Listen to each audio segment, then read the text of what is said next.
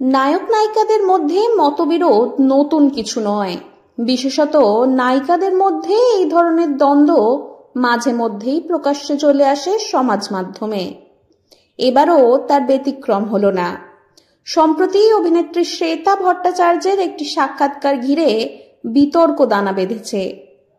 সাক্ষাৎকারে শ্বেতা জানিয়েছিলেন তিনি কখনো স্লিভলেস বা শর্ট ড্রেস পরেন না এবং ইন্ডাস্ট্রিতে এসেছেন কেবল নিজের প্রতিভা বিক্রি করতে, শরীর নয়।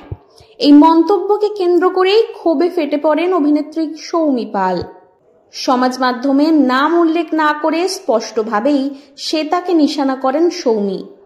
বৃহস্পতিবার সমাজ মাধ্যমে সৌমি একের পর এক পোস্ট করে নিজের বক্তব্য সামনে আনেন। প্রথম পোস্টেই সৌমি লেখেন, চাইলেই সবাই সাই পল্লবী হতে পারে না মনা। তুমি দর্শককে এসব গল্প বলতে পারো, তবে ইন্ডাস্ট্রির মানুষ জানে এত বছর তুমি কি বেচে নায়িকা হয়েছ। যত নাটক বশীকরণ মাতার, মুখটা কি তোমার শরীরের বাইরের অঙ্গ?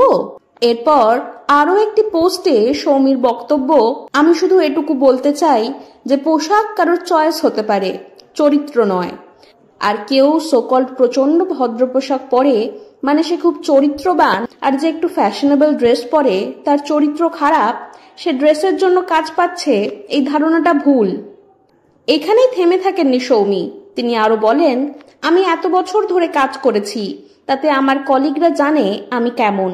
আমার ডিরেক্টর, প্রডিউসাররা খুব ভালো করে জানেন আমার চরিত্র, তাই সত্যি বলতেই আমি ভয় পাই না। নিজেকে একমাত্র মহান চরিত্রবান ভদ্র প্রমাণ করতে গিয়ে, নিজের স্ট্রাগলের গল্প শোনাতে গিয়ে অন্য নায়িকাদের ছোট করছেন না তো?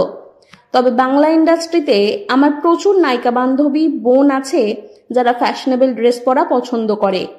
তার মানে যদি কিছু মানুষ ধরে নেয় তাদের চরিত্র খারাপ বা তারা ড্রেস দেখিয়ে চান্স পাচ্ছে, আর কোনো একজন নায়িকা যে তার বক্তব্য অনুযায়ী ছোট ড্রেস পরে না তাই সে একমাত্র চরিত্রবান, তাহলে সেই ধারণাটা ভুল।